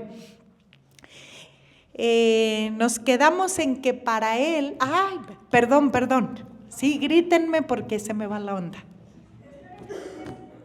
No, mejor con el micrófono porque los de en línea no escuchan. Gracias. Bueno, buenas tardes a todas y todos. Maestra, una pregunta. ¿El teatro de calle es un híbrido entre performance y teatro o qué viene siendo? No sé si salga del tema, pero me interesa saber. Pregunta muy interesante, sobre todo porque los objetivos son distintos. Yo decía antes que el teatro de calle ha salido un poco de los objetivos al principio. El teatro tiene que contar una historia. Esa es la esencia del teatro. Cuando el teatro de calle, ¿verdad?, no cuenta una historia, deja de ser teatro. Entonces, yo decía que lo novedoso del teatro de calle en las primeras representaciones, pues era que los actores subieran con una grúa, ¿verdad?, y que las acciones, las piruetas de los artistas se dieran en el aire. Eso era sorprendente al principio. Uno no sabía muy bien de qué iba la historia, ¿verdad? Pero ahí unos gritaban, daban vueltas y... ¿Sigue siendo eso novedoso para nosotros? No, ya sabemos que todos los años va a haber una grúa en la Plaza de Armas que sube a unos vestidos de un modo o de otro, que dan vueltas, que gritan, que cantan, que tocan, que pedalean, que todo. Eso ya no tiene ninguna novedad. El problema, me parece a mí, el teatro de calle tiene que tener una estructura distinta del teatro de foro o del teatro en un espacio adentro. ¿Por qué? Porque el teatro de calle no tiene solo una perspectiva. El teatro de calle tiene 360 grados para verse. Entonces, alguien que dirige teatro de calle tiene que tener en consideración todo eso. En el teatro de calle tiene que haber un volumen más grande si es que quieren que se escuche una historia, y si es en silencio o es mudo, pues la historia se tiene que contar de una manera que se entienda lo que se cuenta ahí. Ahora nosotros vemos cosas que suceden ahí, que son como una especie de malabaristas en el aire, ¿verdad?, que no sabemos bien de qué va la historia, ¿verdad? A algunos nos parece que hay una reina ahí embarazada que deja caer globos, ¿verdad? Y esas cosas que se ven bonitas, pero que no tienen, en mi opinión, nada que ver con el teatro de calle. Bueno, ¿qué pasa en el teatro de calle? Que se convoca a la población a que se acerque a un espacio donde todo sale de la vida cotidiana, todo sale de las cosas que se hacen todos los días. El día que yo fui a ver una de esas obras con grúa, ¿verdad? Íbamos bajando ahí cerca del callejón que está a un lado del Teatro Calderón, no el de El Santero, sino el otro, no me acuerdo cómo se llama. ¿El de qué? El del Callejón de la Palma. Íbamos bajando por ahí y a un lado de la farmacia de Los Similares, ahí junto a la escalinata del Teatro Calderón, estaba una muchacha sentada, así como refería hace ratito la compañera, ¿verdad? Como si fuera un performance, vestida, disfrazada para leer el tarot. Y tenía una hoja que decía tarot, así. Y entonces la gente se sentaba con ella a leer el tarot. Eso parecía un performance, porque al lado de con ellos estaban unos muchachos vestidos con mallitas bailando folclórico. Entonces todo es la dislocación del espacio de la vida cotidiana para convertirlo en otra cosa. ¿Leía el tarot la muchacha? Pues sabrá Dios si sería el tarot o una representación del teatro de calle, ¿verdad? Que se puede como confundir en ese momento. Yo creo que nosotros que a veces asistimos a esos lugares, lo que tendremos que valorar es el teatro, dice Luis de Tavira, el teatro siempre cuenta una historia. Si no hay una historia para contar, eso exactamente no es teatro. Cuando la gente termina de ver esos elevamientos con la grúa que sorprenden, y cada vez son menos sorprendentes, porque si lo vemos cada año, pues cada vez nos sorprende menos, ¿no? Si esos elevamientos de la grúa no cuentan una historia clara y la gente cuando eso termina dice, ¿y de qué se trató? Pues hay una falla, ¿no? En eso que se presenta como teatro de calle. Porque la historia no solo no es clara, sino que hay ahí una especie de confusión, ¿no? Entre teatro en el aire, malabarismo en el aire o malabarismo en la tierra. Ese es el asunto. Entonces, el teatro de calle debería de ser una cosa distinta del performance. Y como decía la compañera, el performance también una cosa distinta del happening, que son como diferencias minúsculas que hay entre una disciplina artística y otra. Pero eso lo vamos aprendiendo poco a poco, ¿no? Yo creo que mientras no haya una historia, ahí no se le puede llamar a eso teatro de calle. Ese es el asunto. Sí. Ahí viene el micrófono.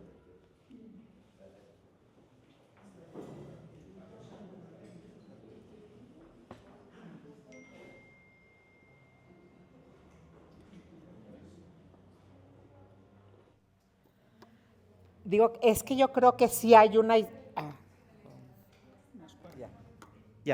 Es que yo creo que sí hay una historia. Lo que pasa que o hablan otro idioma y están hablando sin entender uno, a lo mejor tal vez sería diferente si tuviéramos una sinopsis en una hojita, ¿verdad? Y que te dicen, Romeo y Julieta se amaban, se besaron, la tragedia, o que te expliquen. Si tuvieran esa descripción, ¿sí podría ser teatro de calle? Yo creo que no. Fíjense lo que hemos dicho de aquí para atrás. Incluso una obra en otro idioma, si se va a presentar a otro país, lo que tendría que haber es un lenguaje universal que entendieran todos. Se besaron, se pelearon, aunque hablen chino, ¿verdad? Aunque hablen ruso. Uno ve cuando el lenguaje es amor y cuando el lenguaje es desamor, odio, ira, tristeza, enojo. Les había enseñado una cosa que a mí me parece muy bonita, la de Slava Snow Show, ¿verdad? Hay un momento en que el payaso hace una llamada de teléfono con un teléfono de payaso muy bonito, ¿verdad? Y entonces habla, balbucea. Pero en ese balbuceo nosotros interpretamos, aunque no sepamos su idioma, ¿qué está pasando? Está enamorado y está diciéndole cosas muy bonitas a ella. Y hay un momento en que ella le dice algo que a él no le gusta y cuelga. ¿Ahí hay una historia? Claro que hay una historia. Esa historia es universal y se cuenta con gestos. Entonces, la historia debe resolver eso. Porque si se resuelve en la sinopsis, entonces el trabajo está en la sinopsis, no en lo otro. No hay una resolución materializada de la historia en las muecas de los que estamos viendo. La historia no puede, como en el cuadro, no puede sustituirse por lo escrito. Si está mejor lo escrito que lo pintado, pues entonces dedícate a escribir. ¿Para qué pintas? Si escribes mejor que como pintas, mejor exprésate con palabras y no con colores o con líneas, porque ese no es tu lenguaje. Entonces necesitamos que tu lenguaje sea adecuado. El lenguaje del teatro tendría que ser universal, porque si solo se dedica todo a las palabras, es la palabra la que tiene el mérito y no el gesto teatral. El gesto teatral tiene que resolverlo. Como la ópera. Exacto. Que aunque no entiendas, captas perfectamente el mensaje. Está enamorado, está ciego, está triste, está eso. Hay una historia contada en el tono, ¿verdad?, que se utiliza en el canto, pero también en la expresión corporal. Eso es el teatro. En la ópera, ¿qué está mezclado? Está mezclado el teatro con la música. Por eso las disciplinas artísticas son tan difíciles de decir. Ópera, pues ópera es una mezcla de dos cosas, ¿verdad? Porque la ópera no es solo música. La ópera también es teatro, ¿no? Es actuación. Entonces esas mezclas son las que uno tiene que ir aprendiendo. Sí, Pedro. Y por ejemplo, en las obras de Shakespeare, que siempre hay un narrador cuya voz se escucha en off, ¿verdad? Lo que hace para nosotros, ¿verdad?, es ir marcando. En el caso de de Shakespeare, es marcando como la parte de la moral en la que deberíamos de entrar todos, ¿verdad? También eso está en el coro de la tragedia griega. En el coro de la tragedia griega, el coro va orientando al espectador para que no se pierda, porque son tan sugestivos los personajes, ¿verdad?, que podría haber una narrativa que contradiga lo que va a la tragedia. Entonces hay como una postura de la historia, no te confundas, este es malo, ¿verdad? Este es el malo. Como si fuera el editorial. Pero por ejemplo, Kenneth Branagh en Enrique V mete al narrador a la escena, pues.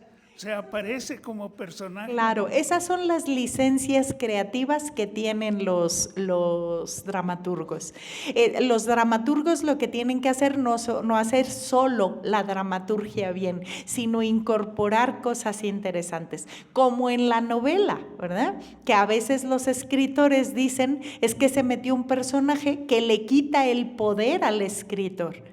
Y entonces el escritor se mete como un personaje que ha fracasado frente a los personajes que él intentaba darles vida, ¿verdad? Cuando el escritor se mete como escritor a la novela, es algo parecido a lo que sucede en la dramaturgia cuando el narrador se mete también a la historia.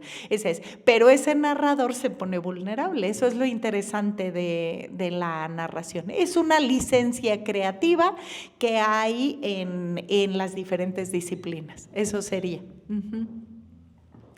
Bueno, seguimos un poquito a ver si acabamos lo de este artista, ¿verdad?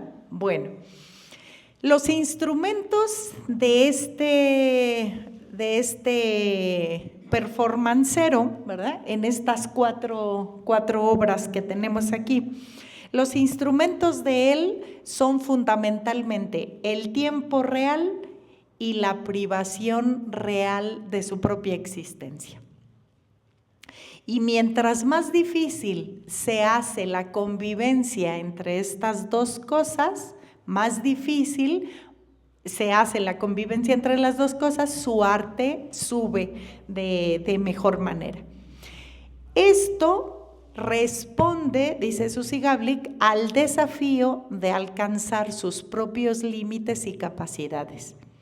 Y con eso el artista intenta saber hasta dónde puede llegar. Y en eso se pone a prueba de la disciplina de hasta dónde puede llegar en su propia trastocación de límites entre lo real de la vida privada y lo real de su vida pública como artista. Bueno, Otto Rank,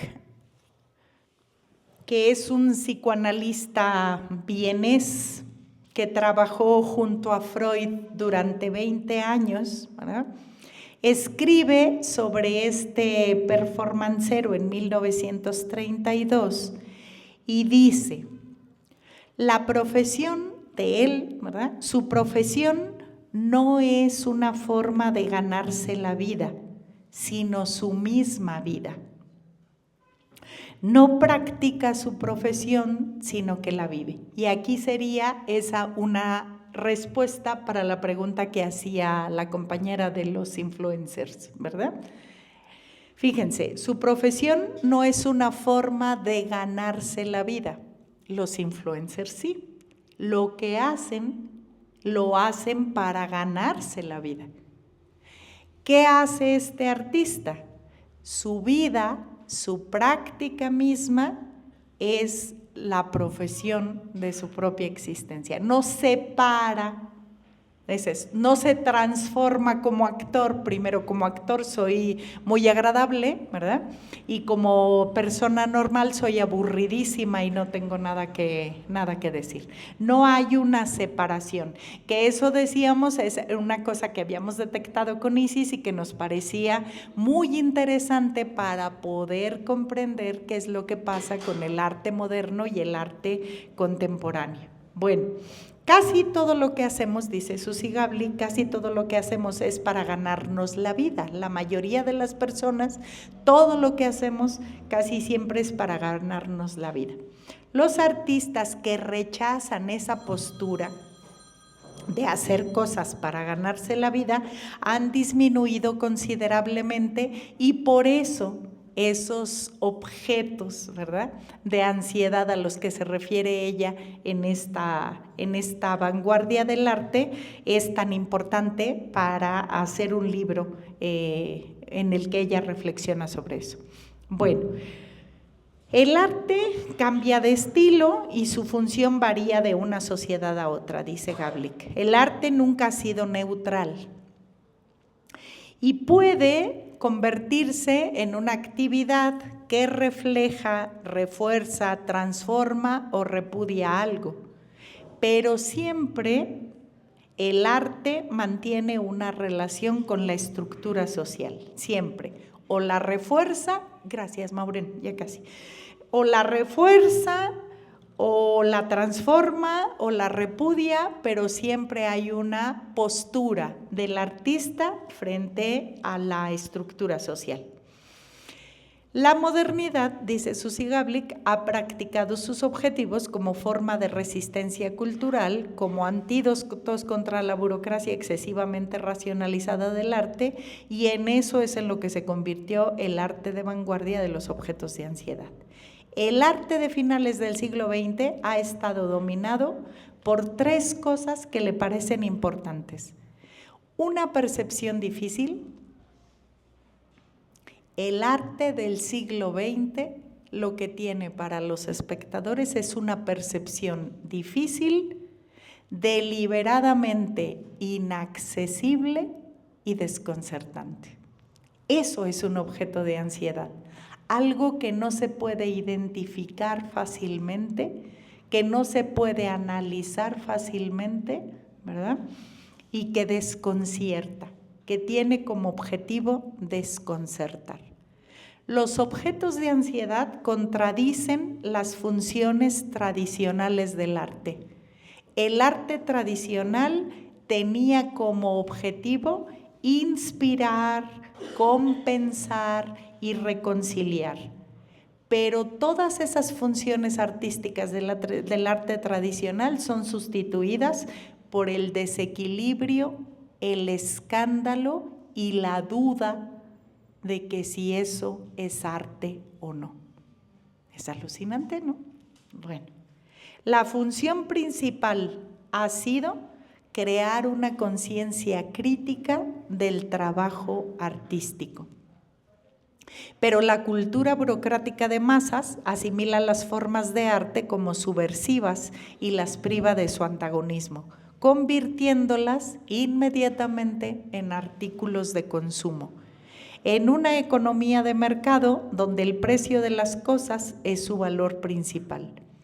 Es difícil imaginar que existen otras formas de vivir o de pensar. Sin embargo, dice Gablik, al observar el amplio abanico de los logros humanos, se advierte que nuestros valores no son los únicos por los que se puede comprender y juzgar al arte, sino que hay cosas que debemos aprender de estos desafíos de los artistas de vanguardia. Cuando no obedecía a los incentivos económicos el arte, era la tradición y la vida religiosa el estímulo para el artista. Ahí no existía arte de oposición. La escultura de máscaras rituales, por ejemplo, o la talla de una estructura para un templo, se trabajaba siempre el anonimato y los artistas no necesitaban competir para obtener una posición de prestigio. Pone de ejemplo a los indios americanos y a los aborígenes australianos que valoraban el arte por sus poderes mágicos y no por la posibilidad de obtener un éxito personal, ¿verdad? Una posición o un prestigio individual. En China, dice Suzy Gablik, los grandes pintores vivían como ermitaños en medio de la soledad de la naturaleza en la que se inspiraban. Era la naturaleza la que los inspiraba y no la posibilidad de tener éxito o prestigio o muchas ventas de lo que hacían. Rehuían la vida de la corte y regalaban sus cuadros porque confiaban en que la abundancia artística tenía que intercambiarse y no venderse. Existe la idea de que la modernidad es una época superior a lo precedido en el arte, ¿verdad? Habría arte primitivo y luego arte moderno y luego arte posmoderno. Entonces, el arte primitivo, nosotros pensaríamos, ¿verdad?, que es una época inferior en el desarrollo del arte. Es preciso decir, dice Suzy Gablik, ante esa idea, que la libertad y la autonomía de la modernidad suponen un peligro y una ambigüedad para el arte. Y eso se debe fundamentalmente a la oposición que hay entre los artistas por la deformación que impone la sociedad en la vida artística y cultural. Si algo se vende muy bien, ya no es inspiración artística, sino inspiración económica. Si a los espectadores, al público, les gusta mucho algo y eso es lo que hace el artista, eso ya no obedece a la creación artística, sino al interés económico de vender las cosas. Ese es el peligro, ¿verdad?, que retuerce a los artistas o que deforma, como dice ella, la deformación que impone la sociedad a la vida artística y a la vida cultural. La estrategia de la modernidad era impedir que el artista se convirtiera en un productor más de artículos de consumo y de bienes estéticos.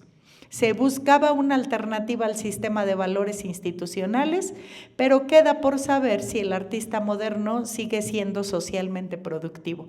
Esto cuando escribió Suzy Gablik el libro. Ahora estamos convencidos de que el mercado no se venció, ¿verdad? La promesa de una vida desahogada o cómoda se dio al sistema, ¿verdad?, el principio de los artistas.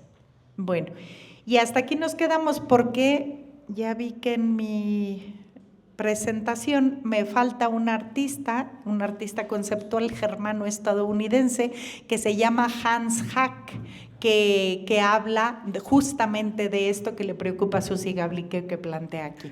¿Sale? Bueno, si no hay ninguna pregunta ni ninguna participación antes de irnos, Nos vamos, descansen, que tengan un buen fin de semana y nos vemos el viernes de la próxima semana. Muchas gracias a todos y gracias también a los que estuvieron en línea. Hasta el próximo viernes.